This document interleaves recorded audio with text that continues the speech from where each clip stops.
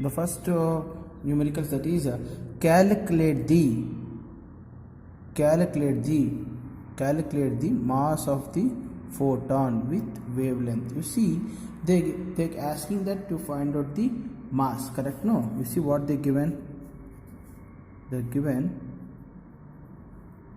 is mass they want to find out, correct? No, mass they want to find out.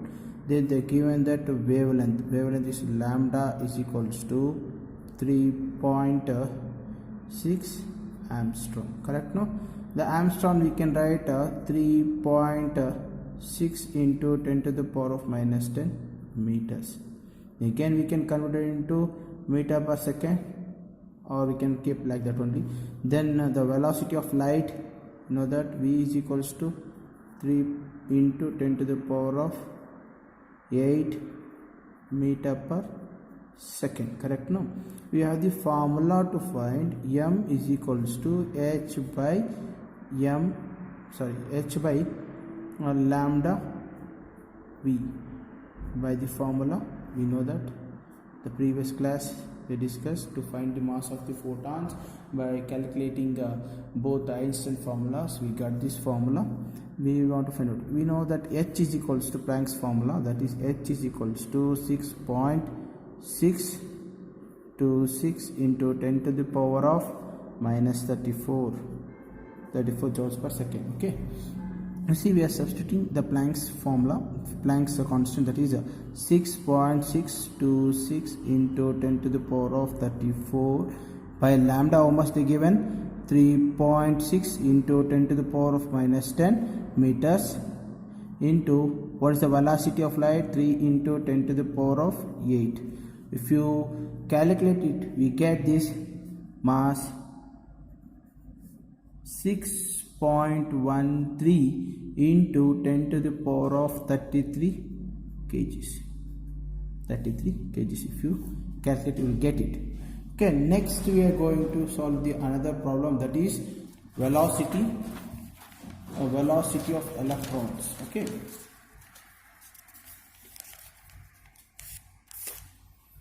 yeah, you see this problem. If the velocity of electrons in Bohr's first orbitals, you know that the Bohr's first orbital is 2.19 into 10 to the power of 6 meter per second. Calculate the de Broglie wavelength associated with it. First we want to write a given, correct? Now while going to a given, you see first what they given, that you see if velocity of light, correct? Now you see they given that velocity is nothing but v is equals to velocity of electrons. They only given 2.19 into 10 to the power of 6 meter per second. Then we know that electron mass is nothing but m is equals to 9.1 into 10 to the power of minus 31 kgs. Then we have the formula lambda is equals to calculate the de Broglie's wavelength is equals to h by mv. Previous formula what we got, m is equals to h by lambda v. If you substitute here, we'll get, okay, lambda is equals to h by mv. Okay, we have the formula, Planck's formula, that is Planck's constant 6.626 into 10 to the power of 34 divided by m, they given 9.1 into 10 to the power of minus 31 into what is v is 2.19 into 10 to the power of 6. If you calculate it, you will get 3.32 into 10 to the power of minus 10 meters. If you want to convert it into picometers, we can write 332 picometers. This is nothing but lambda. We got the wavelength. Okay, next problem we are going to solve this. The mass, see, next problem. The mass of the electron. The mass of the electron is 9.1 into 10 to the power of minus 31. mass, they given mass of the electron. If its kinetic energy is 3.0 into 10 to the power of minus 25 joules, calculate its wavelength. You see what they given. First we want to write it. They given the mass of the electron, correct? No, mass is equals to 9.1 into 10 to the power of minus 31 kgs. Okay, we have, and then what they given, kinetic energy formula is nothing but half into mv square. What they given, kinetic energy, both they given kinetic energy 3.0 into or 3, okay, you can write into 10 to the power of minus 25 joules. Joules. Okay, you see they given that kinetic energy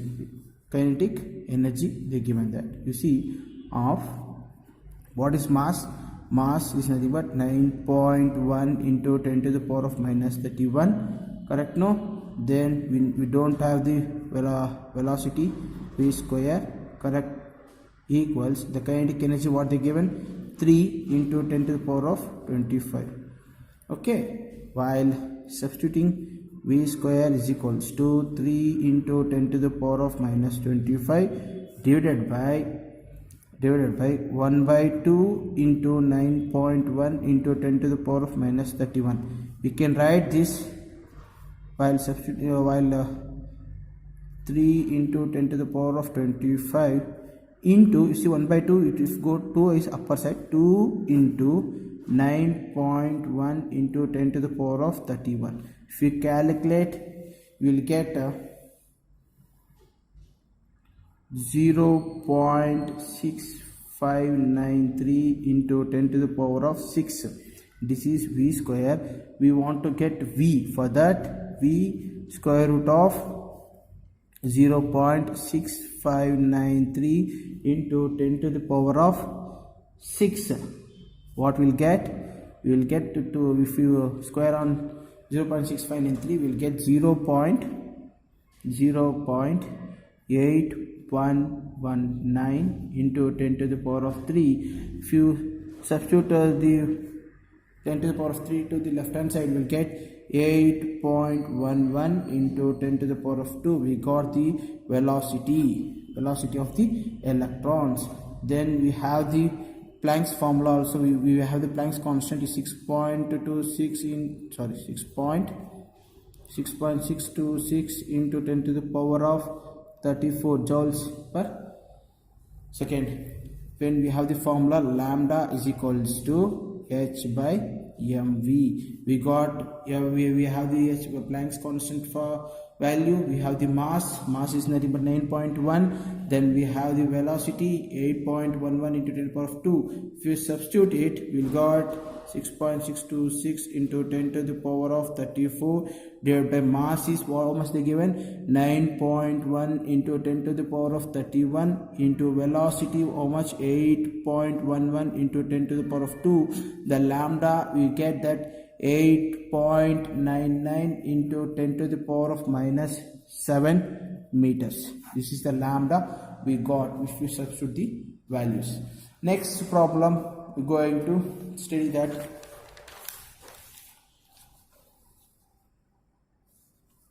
Next, you see the golf ball has mass of 40 grams, and a speed of 45 meter per second. If the speed can be measured within accuracy of 2%, calculate the uncentric in the position.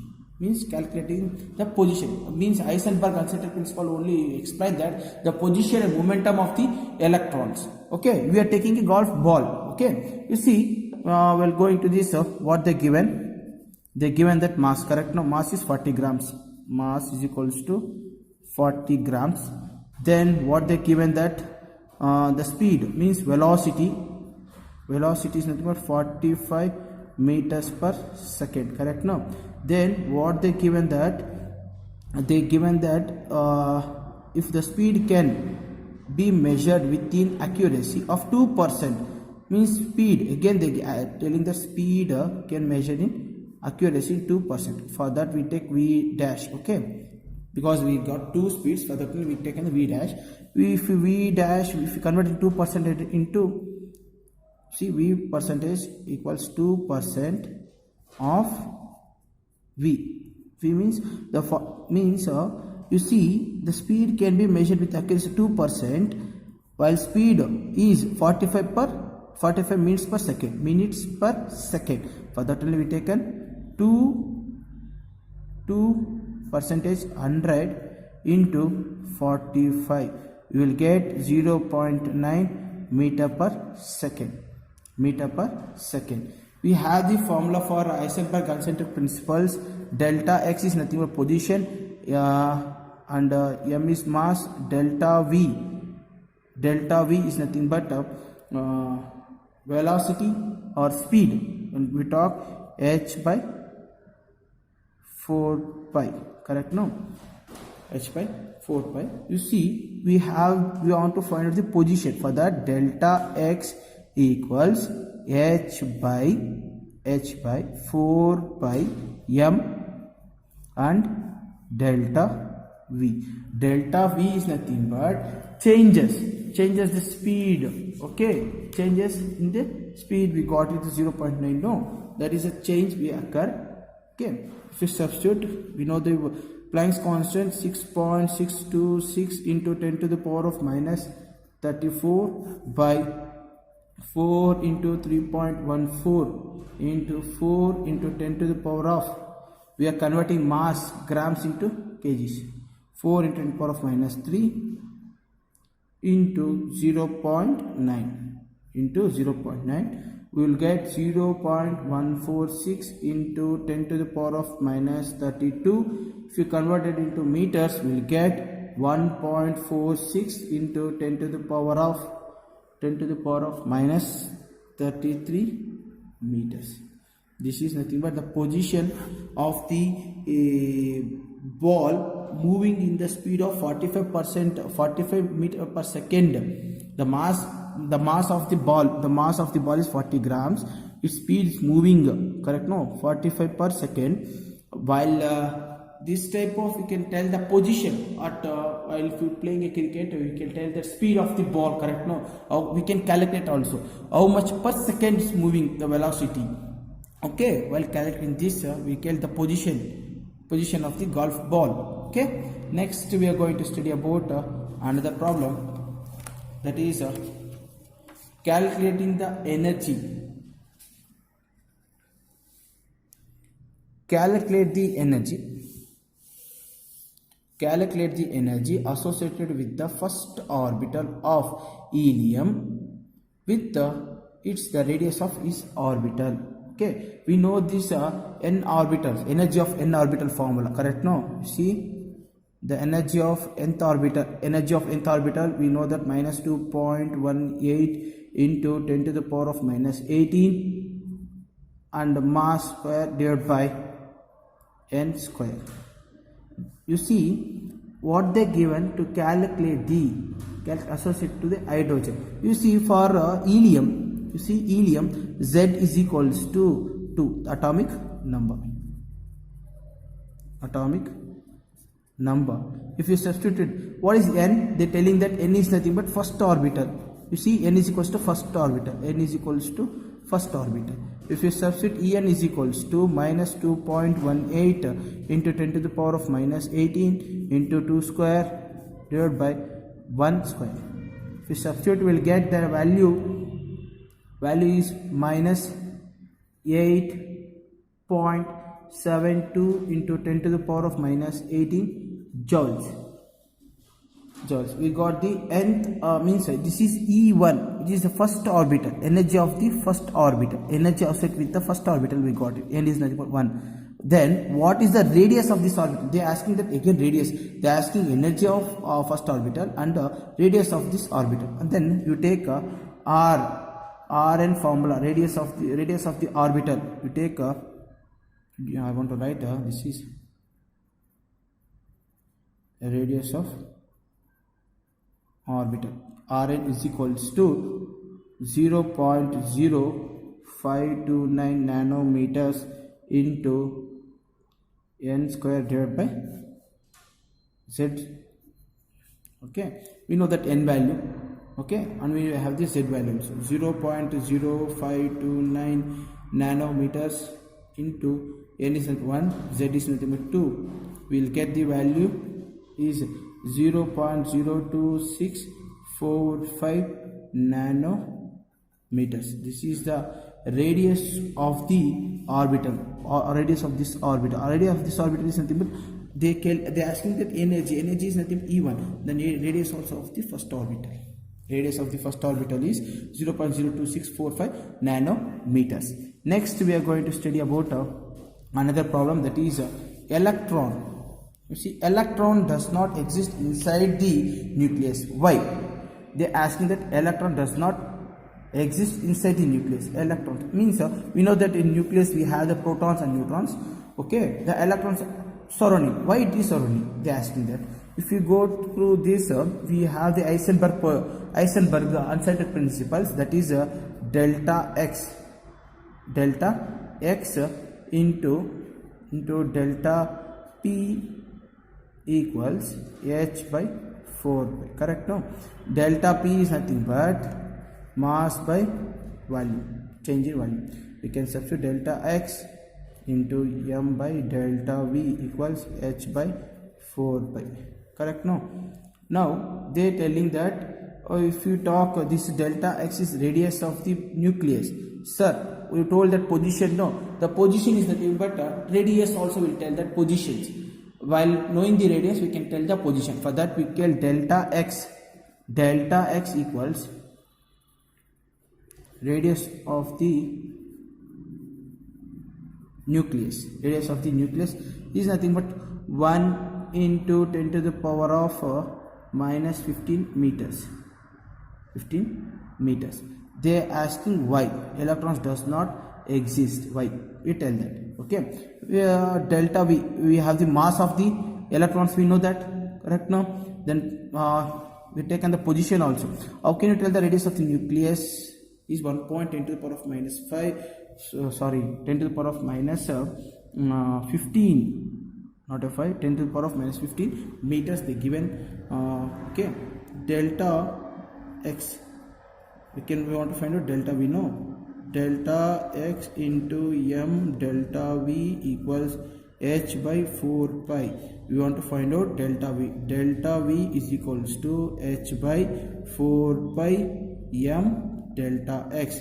H is nothing but 6.626 into 10 to the power of minus 34, 4 into 3.14. They give, we know the mass is nothing but 9.1 into 10 to the power of minus 31.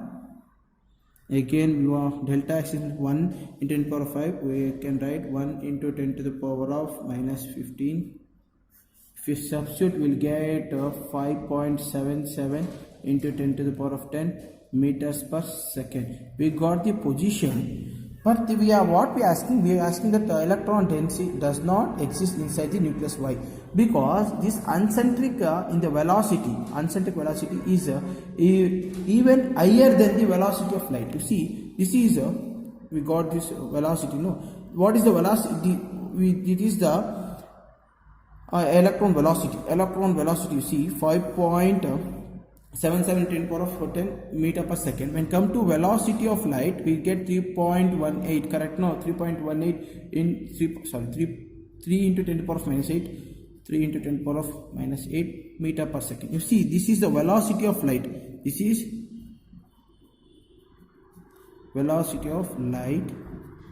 This is velocity of electron. Velocity of electron is higher than the velocity of light. Hence we cannot, impossible to determine the position of the electron in a nucleus. You understanding here? The position of the the velocity of the electron is higher than the velocity of light. For that we cannot identify, or impossible to determine the electrons exist in the nucleus. Okay. Next we are going to talk about nodes. Already I told that how to find out the nodes, correct? No. Now I am solving one problem based on the nodes. That is how many nodes and angular nodes, how many nodes and angular nodes, how many nodes is nothing but radial nodes and angular nodes are possible for to given n and l. You see, they asking that how many radial nodes and angular nodes are possible for given value of n and l. You see, to find the angular nodes,